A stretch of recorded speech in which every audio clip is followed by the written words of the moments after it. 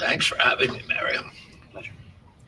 I'd like to start the conversation with a few personal questions, if you don't mind. I've had the honor of interviewing some of the world's most powerful and influential people. Just a few examples include Elon Musk, President Bolsonaro, Prime Minister Imran Khan, and social media influencer Andrew Tate. None of these people have much in common, except the attempts by those in power to censor them. All four said on my show that they fear or have concerns for their personal safety.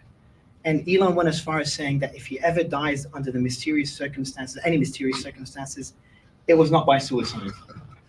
Mr. Kennedy, I have to ask you that question, especially considering your tragic family history and the fact that the Biden administration has still not granted you Secret Service protection as a presidential candidate. So, do you fear for your life? Do you fear for your life? I'm pretty good, Mario, about not spending any of my time in fear, which doesn't mean that I don't take those, the potential risks seriously. I understand that a lot of that my election would threaten the business models of trillion-dollar industries and also some of the power centers in Washington D.C. But I take precautions to keep safe. But like I say, I don't spend any of my time in fear. I think that the issue that I'm most concerned with about Secret Service protection is that it's the weaponization of the federal agencies, which we've seen.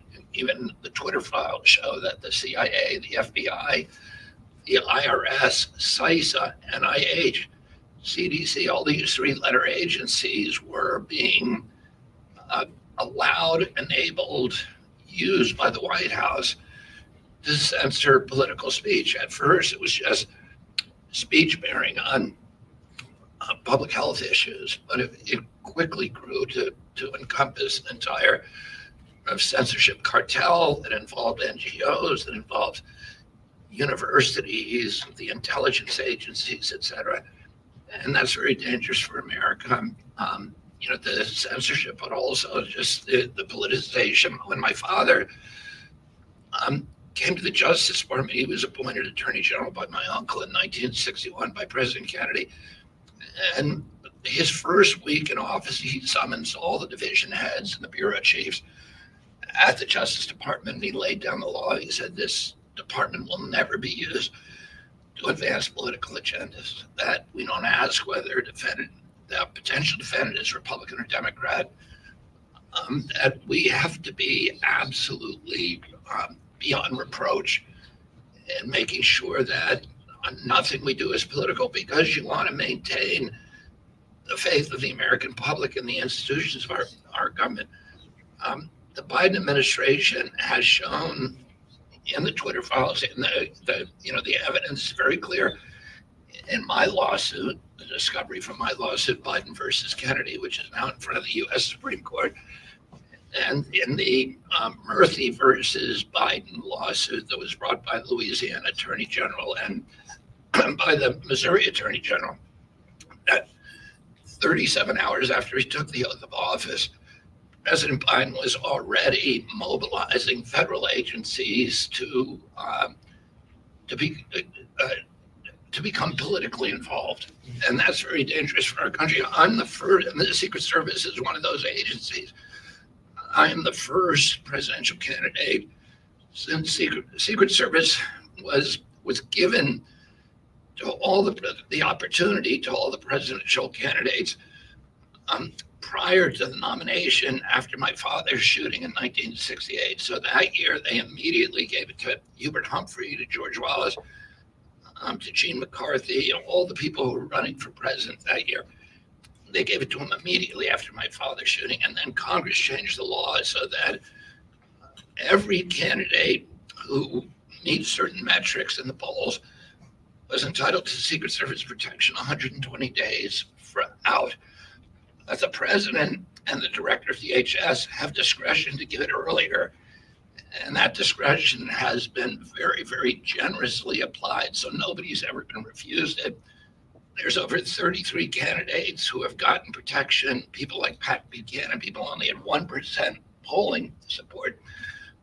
My uncle Ted Kennedy was given Secret Service protection 541 days out, so a year and a half. President Obama was given it, but even minor candidates like Shirley Chisholm, and as I said, Pat Buchanan, many others, it's literally never been denied anybody who requested it. So I'm the first candidate in history that has, and the Secret Service itself did an assessment of my risks and told the White House that I was at an elevated risk. I've been, had 4 attacks on my home since I declared for the presidency. I've had a man show up at a speech that I gave in Los Angeles wearing 2 shoulder holsters with loaded magazines and a backpack full of weapons, including laser sighted pistols. He had fake federal ID, he had a fake U.S. Marshal's badge, and then federal ID on his belt that were all fabricated. And his story for wanting to see me was very suspect. In addition to that, prior to leaving his home for this encounter, he recorded his first and only TikTok in history, in which he said, "I'm going on a mission, and if I don't return alive from this mission, you should report to your commander-in-chief, Donald J. Trump." So whatever he was doing was suspect, and he was immediately released by the police and is now out there somewhere. So the Secret Service took this into account. We provided them over 68 pages of threats to me, including many death threats. Did they respond? What were any formal? The Secret Service did its own assessment, said he is at elevated risk. They provided that to the White House, and the White House has declined 5. Did they give any explanation, any formal explanation whatsoever? Well, their formal explanation is not detailed. It just says, "We've concluded that you are not entitled to Secret Service protection." No other explanation? Oh.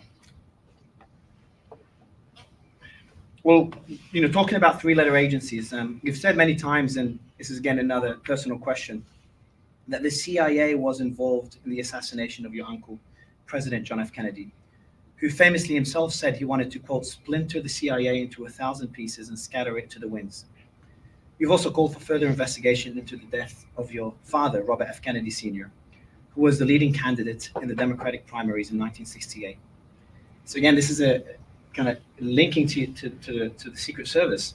So given your stance towards the CIA and your calls for significant reform and the declassification of the related files, do you believe there are still elements within the CIA today that could pose a risk to either yourself or future candidates, any future candidates that are seen as potentially hostile to the national security state or the establishment? Yeah, I would say yes.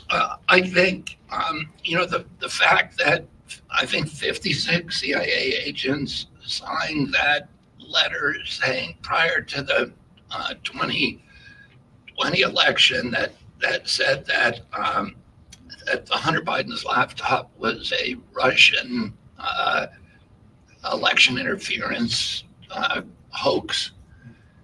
When none of them would have that information, but they declared that, and the American people believed it, that it shows that the CIA is highly politicized.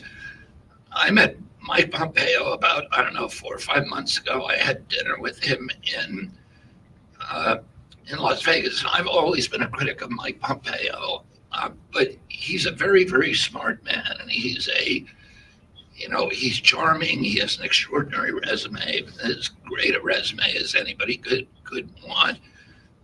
But he feels strongly about. He feels very differently about American foreign policy than I do. He's in favor of very bellicose foreign policy and a very highly militarized foreign policy. And he served as President Trump's director of the CIA, and prior to that, the State Department. He was extraordinarily candid when I had dinner with him, and he said to me that the biggest mistake that he'd made in his life is not reforming the CIA when he had the opportunity to do so. And he turned to me and he said, the entire upper echelon of that agency is made up of individuals who do not believe in the democratic institutions of the United States of America. So that was his assessment, and that's a quote. And, I think most of the people who work for the CIA are patriotic. They're great public servants. There's 21,000 employees. But it's like the other agencies, the people who tend to get to the top and then stay there are people who are serving the mercantile interest of mainly mercantile interests, but also the power interests of larger institutions and entities. The CIA, like all agencies, all the federal agencies are captive agencies. And the CIA is captive particularly by the military-industrial complex and by kind of the neocon ideology. I want to talk about another form of attack that you faced, and that's the character assassination that we've seen by the media. The more I research for this interview, I've got a few examples. It's just ridiculous headlines, ridiculous mischaracterization. And Joe Rogan, says it best. He says, quote, "They'll say Bobby Kennedy is spreading misinformation when everything he says is true. Everything he says you can verify. There is no money in agreeing with him." Now, let me read out some of the headlines. You've read some of them on the video that Elon posted or retweeted.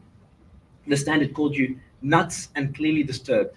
The New York Post called you crazy. Vanity Fair said you're living in a paranoid fantasy. New York Times said you're a walking, talking conspiracy theory. The Guardian said you're completely divorced from reality. The White House called you vile. And the Guardian again said you have conversation with dead people. I didn't even bother reading the article.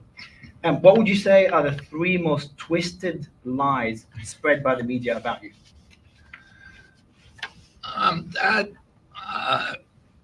That would be hard to identify. I mean, I think the worst for me was being called anti-Semitic and racist.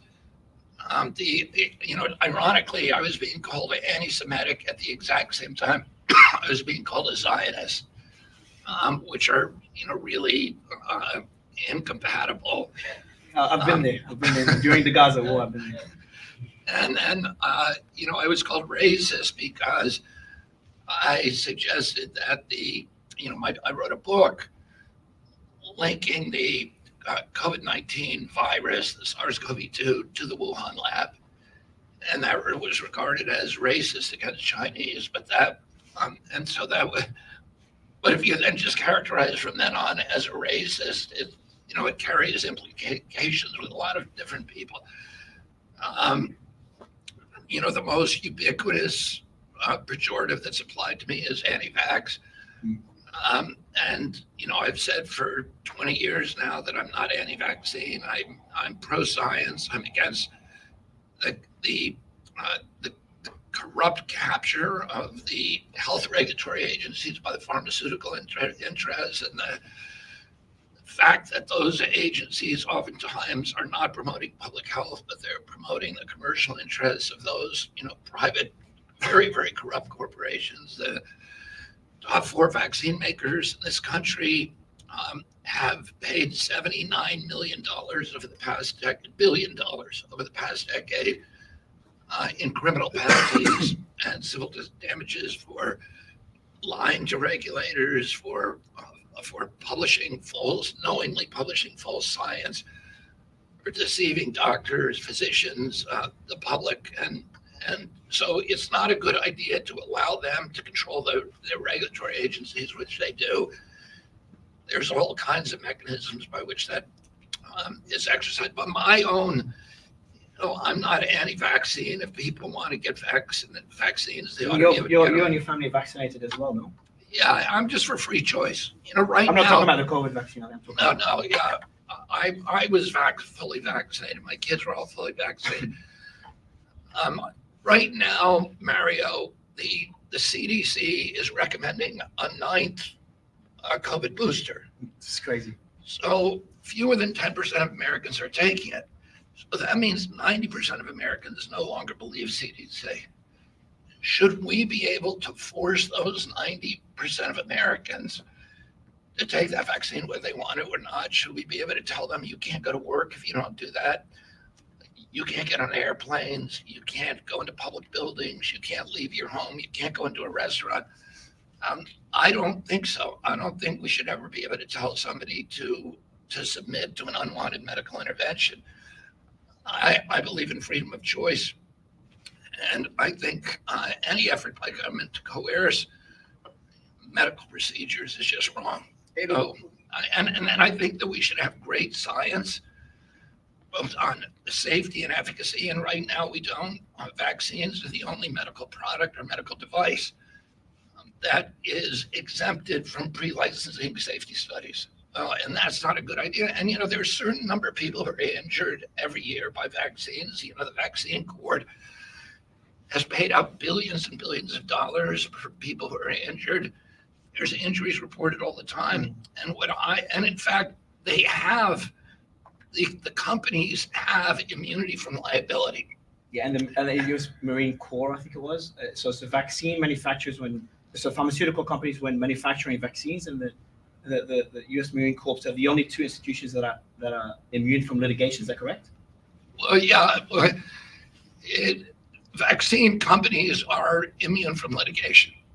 They're exempt for any litigation if they're reckless, no matter how negligent they are, no matter how grievous your injury, you can't sue them. So this is pretty much unprecedented, and in America, free market capitalism. Usually, if a corporation harms you, you can sue them. Now you have no recourse, which means they have no incentive to make them safer. And when the Supreme Court upheld that in the preamble to the Vaccine Act that gave them immunity, it says because vaccines are unavoidably unsafe. So that's what it says in the statute. Unavoidably unsafe. And then the Supreme Court decision, which is called Brucewitz, repeats that phrase. They say vaccines are unavoidably unsafe. A certain number of people are going to get injured. A certain number of people are going to die. But the benefits for them are great enough that is it's a sacrifice zone. Those people are being sacrificed for a greater cause. But my position is, let's make that cohort as small as possible. Let's do the proper studies so that we know and that we can protect the people who are getting injured. And that's all I've said. And that's not most people would not say that's anti-vax. Your positions are not, they're trying to make them very binary, but the more I'll give you a quick glass of water, sir. The more I look into every one of your positions, there's a lot more nuance than the media makes it out to be. But I want to move to the election, sir. You've sent a letter to the Federal Election Commission, and you've alleged that the Biden and the Trump campaigns have colluded, surprisingly, it's a bit bipartisan finally, with CNN to exclude you from the debate being held next month.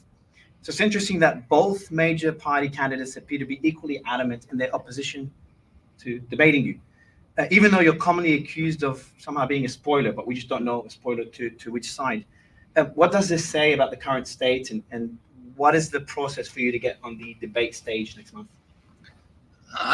Well, here's what happened: is under the federal election law, the networks are allowed to put on debates, but they have to open those debates to the candidates based upon criteria that is pre-selected criteria.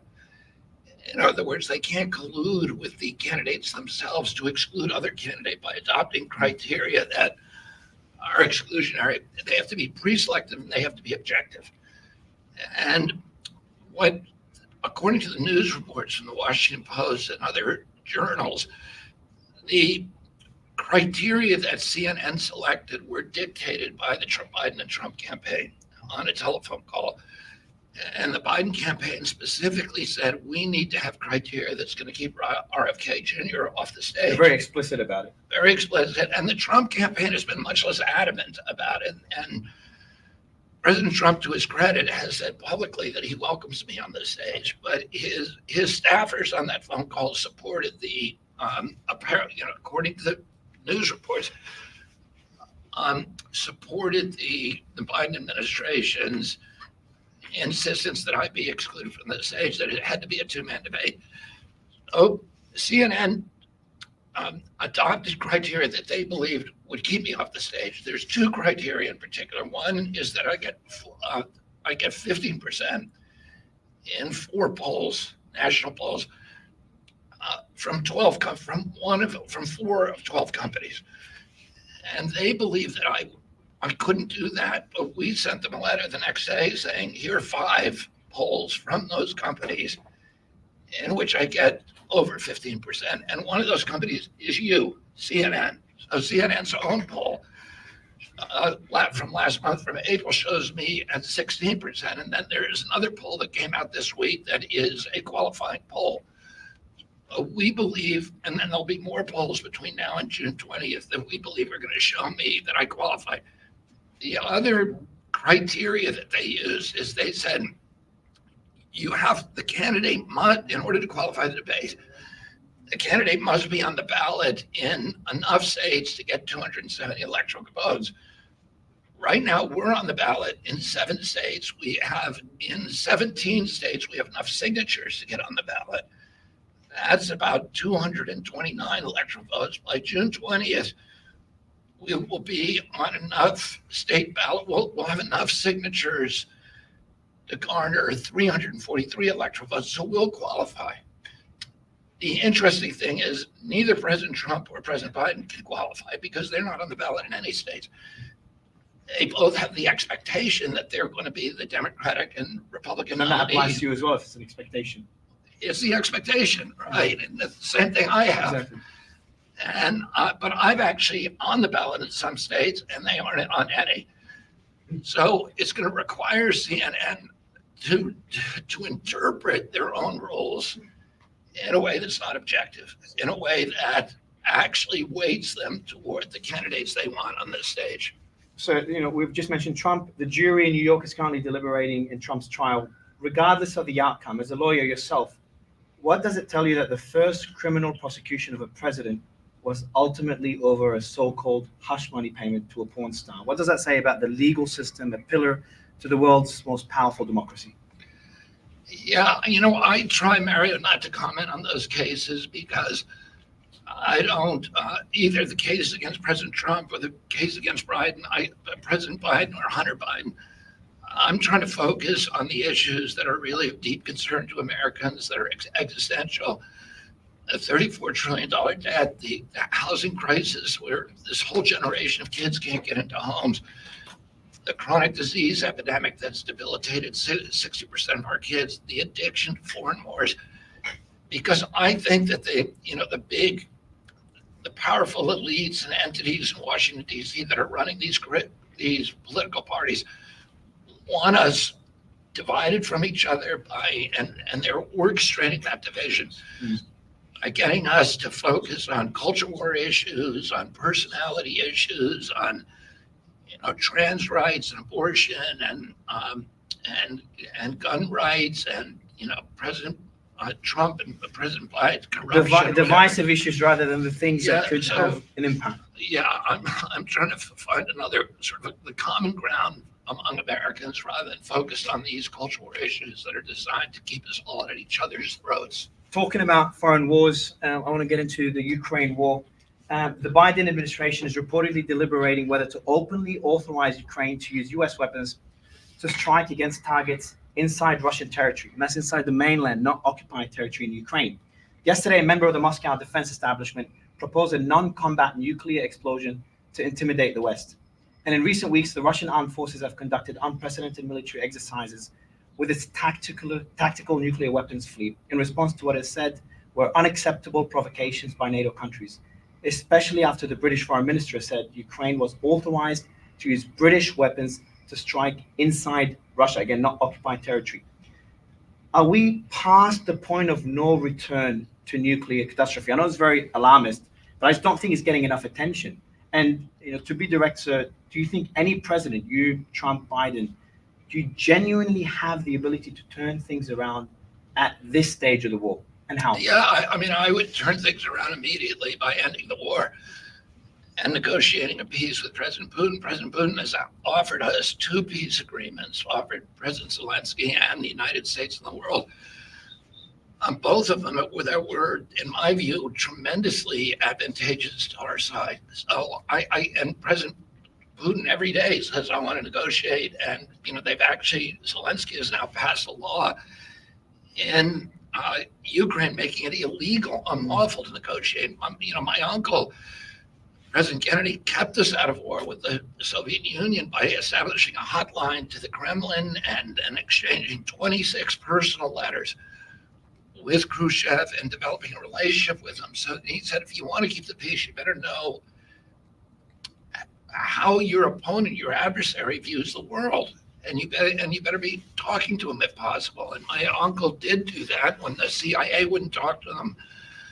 The military brass wouldn't talk to him. And my uncle opened up his own line of communication. They both discovered they were in the same situation. They were both, they had both fought in the war. Khrushchev was a hero in Stalingrad, the worst battle in the war. My uncle was the only president in history who's won the Purple Heart. And, both of them were, Eisenhower said, it will not be a soldier who gets us in the next war.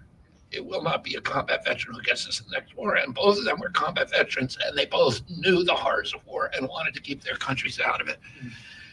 And today, we have a president who won't talk to Putin and who forced Zelensky to tear up an agreement, a good peace agreement in April of 2022. That all that Putin really wanted was to keep NATO out of the Ukraine, to keep Ukraine neutral, which should be U.S. policy as well.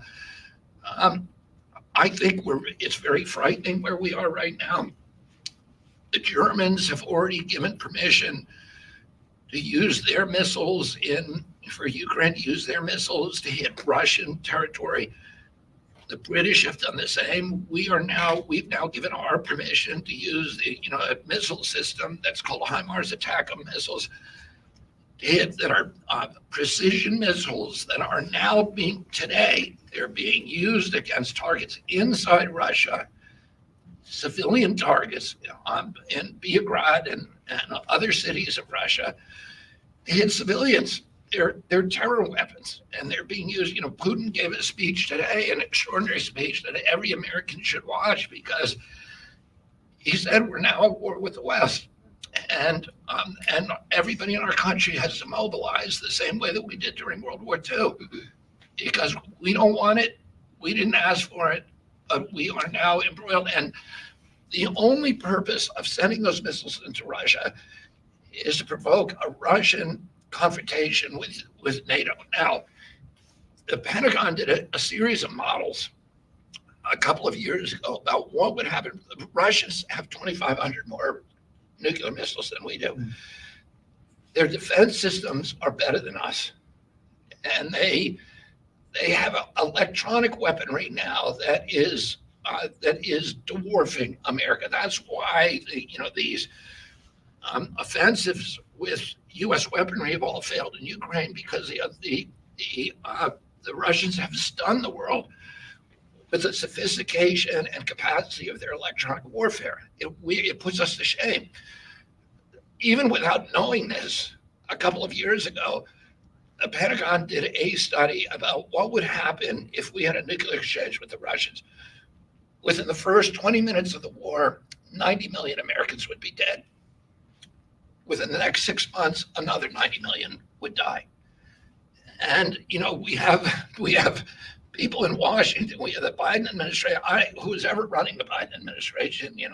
My son Connor said it's a bunch of anonymous men in lanyards who are making these decisions. We don't even know. Is Tony Blinken? Is it Jake Sullivan, or is it Avril Haines? The CIA director. Who's making these decisions? Or is it President Biden make them? And what happens if we have to make a judgment call? And President Biden is woken up at 3:00 in the morning and has to make that decision within 6 minutes of being woken up, while he's being pushed down tunnels, under the White House by 6 or 8 Secret Service men. And, it's frightening. And it's inexcusable that we've gotten this far. That the war is inexcusable from the outset. It was a war of choice. It's an immoral war. And if President Putin was sitting here instead of me, what would you tell him? How would you end the war? What would be the first thing you'd tell him to settle the war? I would ask him what he wanted. If he wants what he wanted with the Minsk Accords, he wanted three things with the Minsk Accords, which they negotiated in 2019. Actually, they negotiated before that, but President Zelensky ran in 2019 and won with 70% of the vote on one promise: I'm going to sign the Minsk Accords. The Minsk Accords were negotiated between Russia and Ukraine, and the referees in that negotiation were Britain, France, and the UK. So they all signed off on it. And then the Ukrainian government wouldn't sign, presumably under pressure from the United States. It was a government that we installed. We installed a friendly government. We overthrew the government in 2014. And we funded a coup, $5 billion that the CIA put in through USAID. We have Victoria Nuland, who's the State Department, that deputy director, a tape recording of her picking the new cabinet for our installed government a month before it was overthrown. And so Putin wanted three things. He wanted an agreement to keep NATO out of Russia, out of Ukraine, and the Russians have a legitimate reason for that. It's 4 minutes from Moscow with Tomahawk missiles, which are nuclear capable, and the Russians have been invaded 3 times for Ukraine. Last time, Hitler killed 1 out of every 7 Russians, so of course they don't want a foreign hostile army in Ukraine. 2, he wanted that Donbass and Lugansk, the ethnic Russian-dominated provinces of eastern Ukraine, that they would be given semi-autonomy, the same way that Quebec has semi-autonomy in Canada, so they could speak their own language and that they could protect themselves. 14,000 of them had been killed by the Ukrainian government over the preceding couple of years. And then the third thing he said was that he wanted to denazify the Ukrainian government, and that may have been posturing or whatever, but they agreed to it. And then Zelensky gets in there and pivots away and doesn't explain why. Clearly, he's under. But if Putin wants to maintain all the territory they've occupied so far, do you think that would be a good settlement, a good way to end the war? Well, where would you draw the line? Yeah, I would not negotiate. I would not tell you my negotiating position in advance, because I negotiate decisions for a living. I've negotiated ends over 500 lawsuits. And the last thing you do is tell your opponent, broadcast your opponent where you're willing to settle. So I would not do that. I just said that the 2 settlement offers, the second settlement offer in April of 2022, was essentially the same. And so, I think that there's lots of room to talk. And why are we at least talking? Exactly. No one could disagree with that. Moving to, talking about foreign policy, another massive risk is the escalation we're seeing in Taiwan. The US is ramping up training exercises in and around Taiwan, which includes rapidly escalating the US military presence in the Philippines. Is this a wise policy? Where do you draw the line between provoking China and deterring China, arguably the world's second most powerful military? Yeah, I think the provocations of China here are having the opposite effect. I think the only way that China invades Taiwan right now is if we provoke them into doing it. Of course, China has a claim to Taiwan. That claim is reinforced by every Chinese leader. But do they want to invade and have a hot war? I don't think so. And I think if we de-escalate it, China wants to compete with us. It wants global domination, but it doesn't want to do that on a battlefield. It wants to do it, economically. And I'm not scared of that competition. I think we ought to be competing with them in that. And I think that's good for the rest of the world. I'll just give you, tell you some of the sort of safeguards and complexities of the military and some facts about it. Right now, China controls the South China Sea. So, and China has hypersonic missiles that would put every one of our 12 aircraft carrier at the bottom of the ocean within the first minutes of a confrontation, of a real hot water confrontation with them. And, and so if China wants to invade Taiwan, it's going to be able to do it. The principal interest that we have in Taiwan is TSMC, which is the Taiwan microchip company that provides microchips for all of our weapons, all of our missiles, all of our jets, all of our airplanes, our refrigerators, our automobiles, etc. The fear that the neocons are pumping up is if China gets a hold of that, they'll be able to make those things and we won't. And that's not true, because that facility cannot be reproduced. It would take a decade to reproduce it anywhere else in the world. The second China invaded, most of the engineers from that facility are going to go to the United States because they don't want to be working for the Chinese communists. And the first bunker bomb missile that we dropped over there would be on TSMC and obliterated. Second of all, the Chinese cannot survive without Mideastern oil. We have the capacity to shut off that oil. We can't beat them in the South China Sea. Our closest base is Guam. But we can cut them off from the two things that they need for their economy. The greatest fear for China is not us, it's a peasant revolt. And that's going to happen if they're cut off from either Mideast oil or from Walmart, because their economy stagnates immediately. So they don't want a hot war with us. We spend 3 times on our military what they spent on theirs. And, it's not going to be a good war for anybody. A few years ago, you could have made that same argument about an indirect war with Russia. Look where we are. So it's just like everything. It's a war the Russia didn't want. And you can't say NATO didn't want. That's where it gets a bit NATO debatable, considering what happened with NATO expansion to the east. I mean, NATO provoked the war by expanding to the east, which the Russians continually said that's the red line for us. And so I want to move away from foreign policy. We're streaming this live on X, and I want to go to a report by the Wall Street Journal. They reported yesterday that Trump and Elon are in regular communication. There were rumors today that Elon's advising Trump on crypto, which Elon refuted. And Trump has floated the prospect of giving Elon some sort of advisory role at the White House. What do you make of this, and would you consider Elon for a similar role? I mean, I already get advice from Elon. I value his advice. I think he has a unique perspective. I have an enormous admiration for him. He's been the leader in our country for standing up for free speech. He told me one time, he said that, I'm from South Africa. I was born in South Africa, but this is my country.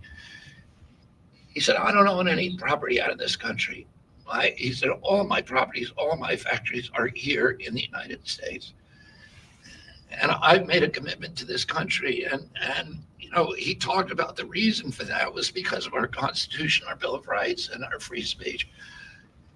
He stood up for free speech despite it costing him tens of billions of dollars. Nobody else has made that kind of sacrifice since the American Revolution for free speech.